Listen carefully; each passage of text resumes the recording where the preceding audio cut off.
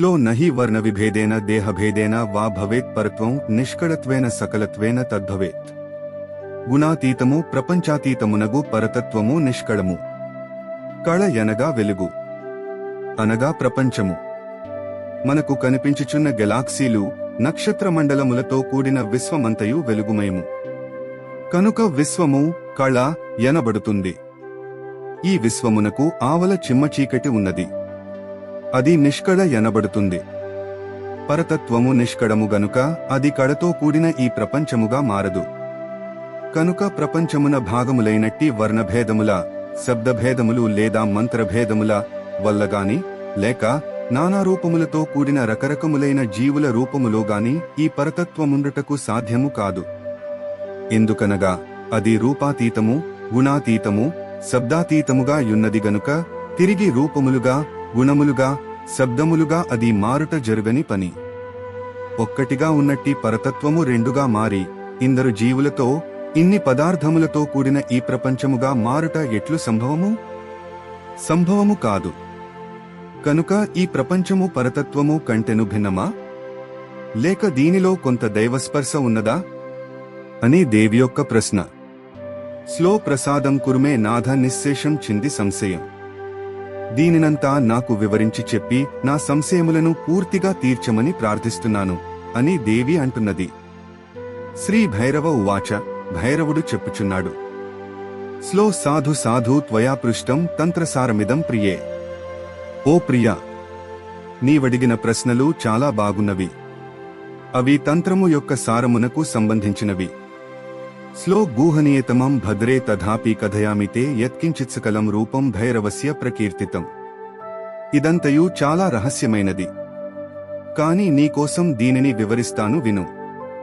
భైరవుని యొక్క మొత్తం నీకిప్పుడు చెబుతాను. భైరవుడంటే తన యొక్క నిరాకార నిర్గుణ స్థితిలో ఉన్నట్టి శివుడే, అనగా భగవంతుడే. ఆయన యొక్క నిజతత్వమేమిటో వివరిస్తానని స్వయానా శివుడే చెబుతున్నాడు. స్లో తదసారతయా దేవీ విజ్ఞేయం శక్రజాలవత్ మాయా స్వప్నోపమం చేవ గంధర్వ నగరప్రభం.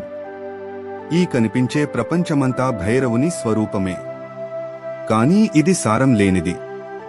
ఇదంతా ఇంద్రజాలం వంటి భ్రమ మాత్రమే. ఇదొక మాయ. స్వప్నం ఎంతో ఈ ప్రపంచమూ అంతే. ఇది గంధర్వనగరం, గాలిమేడ లాంటిది. ఇది భైరవుని స్వరూపమేగాని ఆయన యొక్క పరిపూర్ణతత్వం కాదు. ఎందుకంటే భైరవునిలో ఉన్నట్టి పరిపూర్ణత్వం ప్రపంచంలో లేదు. ప్రపంచానికి నాశనం ఉన్నది. ఇందులోని పంచభూతములు నిరంతరం నశిస్తూ తమ రూపమును మార్చుకుంటూ ఉంటున్నాయి. కానీ భగవంతునికి మార్పు లేదు, నాశనమూ లేదు. కనుక ప్రపంచమనేది భగవంతుని విభూతియేగాని పూర్తిగా భగవంతుడు కాదు. స్లో ధ్యానార్థం భ్రాంతబుద్ధినాం క్రియాడంబరవర్తినాం కేవలం వర్ణితం పుంసాం వికల్ప నిహతాత్మనాం. భైరవుని, దైవము యొక్క ఈ రూపములన్నీ నిజములు కావు. భ్రాంతితో కూడుకున్న బుద్ధి కలిగిన వారై, పూజలు హోమముల వంటి ఆడంబరంతో కూడిన క్రియలు చేయడంలో ఇష్టం కలిగిన వారై, మానసిక స్థిరత్వం లేనివారైన మనుషుల ధ్యానానికి ఉపయోగపడటం కోసం కల్పించబడినవే ఈ రూపములన్నీ. చంచల మనస్కులు వారి మనస్సులను ఏకాగ్రం చేయడం కోసం మాత్రమే దైవం యొక్క వివిధ రూపములు కల్పించబడినాయని భైరవుడు చెబుతున్నాడు. జిల్లెళ్లమూడి అమ్మగారి మహోపదేశం నిగ్రహం కోసమే విగ్రహం అన్నది ఇక్కడ గుర్తు తెచ్చుకోవాలి. మనసును ఏకాగ్రంగా నిలపడమే విగ్రహం యొక్క ప్రయోజనం.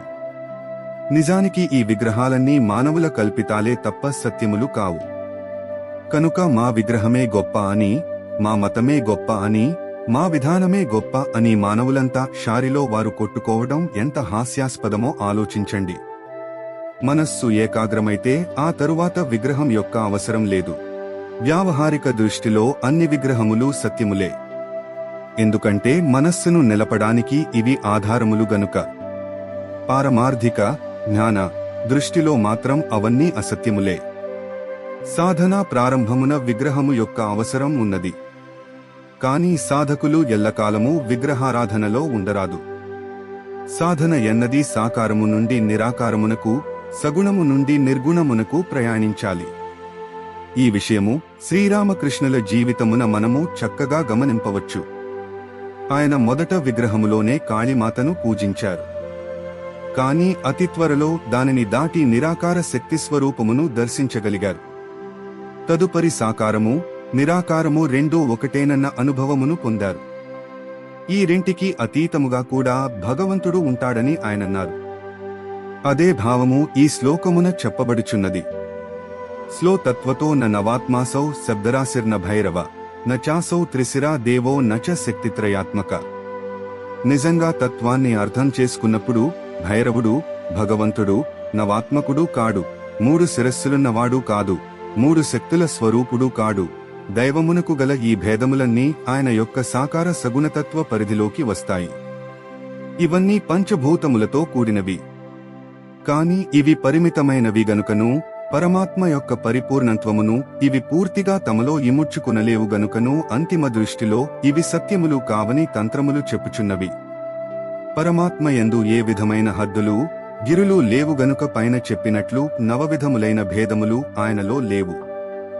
ఇదే కారణం చేత ఆయన త్రిమూర్తి స్వరూపుడు కాడు, త్రిశక్తుల స్వరూపుడు కాడు. ఆయనలో ఎటువంటి చలనము, వికారము, విభజత్వము లేవు. స్లో నాదబిందుమయో వాపి న చంద్రార్ధ నిరోధిక న చక్రక్రమ సంభిన్నో నచ శక్తి స్వరూపకః. నాదబిందు కడలలో అతడు లేడు, చక్ర సాధనలో అతడు లేడు, అతడు శక్తి స్వరూపుడు కాడు. ఇవన్నీయు ప్రకృతిలోనివి. భైరవుడు ప్రకృతికి అతీతుడు గనుక వీటి ద్వారా అతడు అందడు. ఈ సాధనలన్నీ భైరవుని దర్శించుటకు మార్గములు, అంతేగాని ఇవే పరమావధులు కావు. వీటిని మాత్రమే పట్టుకుని అవి సూచించే తత్వమును మరచిపోతే అది హాస్యాస్పదం అవుతుంది. అవి ఎక్కడకు దారితీస్తున్నవో ఆ గమ్యమును అనుభవంలో తెలుసుకోవాలి. ఈ సాధనల వల్ల శక్తి అనుభవంలోకి వస్తుంది. శక్త్యానుభవము కలిగిన తదుపరి ఆ శక్తికి ఆధారముగా ఉన్న దానిలో మునిగితే అది భైరవత్వాన్ని ఇస్తుందన్న సత్యమును ఈ తంత్రము చెప్పుచున్నది. స్లో అప్రబుద్ధ్యమతీనాం హి ఏతా బాలవిభీషిక మాతృమోదక్వత్సర్వం ప్రవృత్త్యర్థముదాహృతం. భైరవుని, భగవంతుని గురించిన ఈ కథలు, కల్పనలు అన్నీ కూడా తెలివిలేని వారిని, చిన్న పిల్లలను భయపెట్టడం కోసం చెప్పే కట్టుకథల వంటివి. పిల్లలకు తల్లి తాయిలం పెట్టి మచ్చిక చేసుకున్నట్లుగా గొప్పవైన అర్హతలు లేని మామూలు మనుషులను ఆధ్యాత్మిక మార్గం వైపు మళ్లించడానికి అల్లబడిన కథలే ఇవన్నీ. సాధనా ప్రారంభదశలో ఉన్నవారందరూ చిన్న పిల్లల వంటివారే. వారికి కావలసిన తాయిలములే విగ్రహములు, ప్రార్థనలు, పూజలు, తంతులు ఇవన్నీను. బాల్యదశను దాటిన వారికి ఎట్లయితే ఆట వస్తువుల అవసరం ఉండదో అదే విధముగా సాధన బాల్యదశను దాటిన వారికి బాహ్య పూజల అవసరం ఉండదు. స్లో దిక్కాలకల నోన్ముక్త దేశోద్దేశావిశేషిని వ్యపదేష్టుమసక్యాసావకద్యా పరమార్థత. అసలైన దృష్టిలో చూచినప్పుడు భగవతత్వం అనేది దేశ, కాల, నిమిత్తాలకు అతీతమైనదిగా కనిపిస్తుంది. అది ఒక ప్రదేశానికి, ఒక ఉద్దేశానికి కట్టుబడినది కాదు. స్లో అంతా స్వానుభవానంద వికల్పోన్ముక్త గోచర యావస్థా భరితాకార భైరవీ భైరవాత్మనః. ఈ అనుభూతి మన లోపల స్వానుభవం ద్వారానే కలుగుతుంది. మనస్సు తన చంచలత్వాన్ని విడచిపెట్టినప్పుడు ఇది దర్శనమిస్తుంది. అన్నింటినీ తనలోనే ధరించిన స్థితిగా ఈ భైరవీ స్థితిని తెలుసుకోవాలి. బాహ్య పూజల వల్ల ఆంతరిక అనుభూతి ఎన్నటికీ రాదు. బాహ్య పూజల ప్రయత్నము ఎలాంటిదనగా తూర్పున ఒక వస్తువు నుంచి దాని కొరకు పడమరలో వెదుకుట వంటిది. సర్వాత్మతానుభవమే సత్యమని, అదే భైరవత్వమని ఈ తంత్రము చెప్పుచున్నది. ఈ అనుభవమన్నది ఆంతరిక ధ్యానం వల్లనే కలుగుతుందిగాని బాహ్య పూజల వల్ల కలుగదు. పూజలన్నవి ప్రాథమిక స్థాయికి చెందిన ఆచరణలు మాత్రమే. బాహ్య పూజ ఆంతరిక పూజగా మారాలి. ఆ తరువాత అది నిత్య పూజగా మారాలి. సాకారము నుండి నిరాకారమునకు అది పురోగమించాలి. ఆ తదుపరి తిరిగి సాకారమునకు రావాలి. ఇది సరియైన సాధనా మార్గము.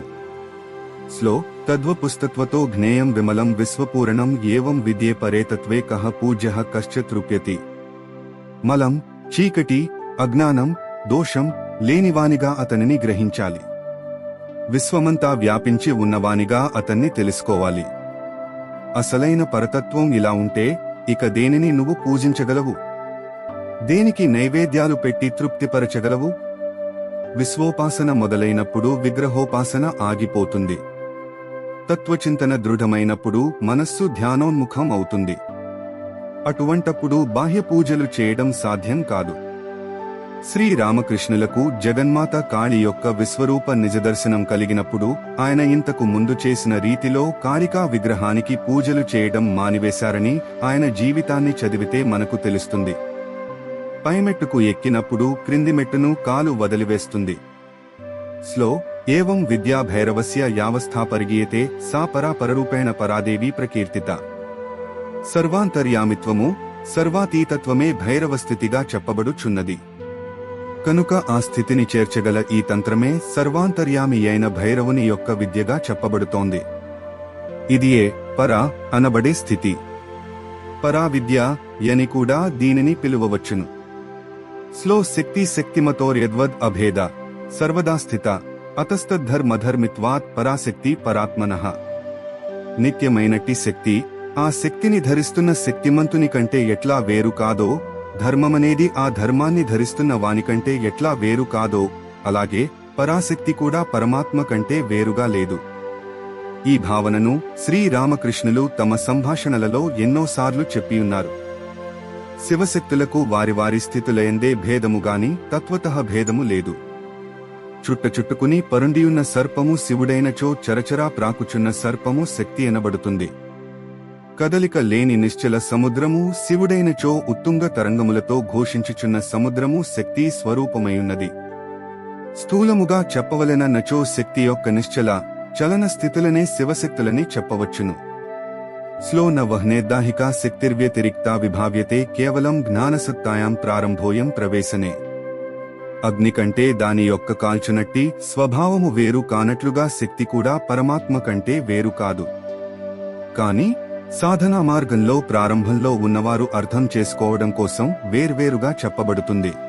స్లో శక్త్యావస్థా ప్రవిష్టస్య నిర్విభాగేన భావన తదాసో శివరూపీ స్యాత్ శైవీ ముఖమిహోచ్యతే. శక్తిని అనుభవం ద్వారా అర్థం చేసుకున్నవాడు ఏకస్వరూపుడైన శివుడే తానవుతున్నాడు. శివుని చేరడానికి శక్తి అనేది ముఖద్వారం వంటిది. అనగా ముందు శక్తి సాధన ద్వారా శక్తిని ప్రసన్నం చేసుకోవాలి. తదుపరి ఆమె కృప ద్వారా శివుని దర్శనం అవుతుంది. శక్తిని జాగృత పరచడం ద్వారా మాత్రమే శివానుగ్రహం కలుగుతుంది. శ్రీరామకృష్ణుల జీవితమే దీనికి ప్రమాణము. సాధన కాలమున ముందుగా రాధాదేవి అనుగ్రహము కలిగిన తరువాతనే ఆయనకు కృష్ణ దర్శనము అయినది. అటులనే మహాశక్తి యగు కాళికాదేవి దర్శనము అయిన తరువాతనే నిర్వికల్ప సమాధి రూపమగు పరమేశ్వరానుభవము ఆయనకు కలిగినది. కనుక శక్తి ఎనబడు ద్వారము నుంచి మాత్రమే శక్తిధరుడగు భగవంతుని చేరుట సాధ్యమవుతుంది. స్లో యథాలోకేన దీపస్య కిరణటాస్కరస్య చ జ్ఞాయతే దిగ్విభాగాది తద్వచ్చక్త్యా శివ ప్రియే. ఏ విధంగానైతే దీపము సూర్యకాంతి వంటి వెలుగుల సహాయంతో అన్ని దిక్కులను స్పష్టంగా మానవుడు చూడగలుగుతున్నాడో, అదే విధంగా శక్తి సహాయంతో శివుని దర్శించగలుగుతాడు. తంత్ర సాధనల వల్ల పరాశక్తి యొక్క అనుభవం కలుగుతుంది. ఆ శక్త్యానుభవమును ఒక ద్వారముగా తీసుకుని దాని లోపల దానికి ఆధారముగా ఉన్నట్టి పరతత్వమును దర్శించినచో అప్పుడు శివానుభవం కలుగుతుంది. ఈ తంత్రమున చెప్పబడిన సాధనలన్నింటి సారము ఇదే. కనుకనే శక్తి లేనిదే శివుని దర్శనం జరుగదని చెప్పబడినది.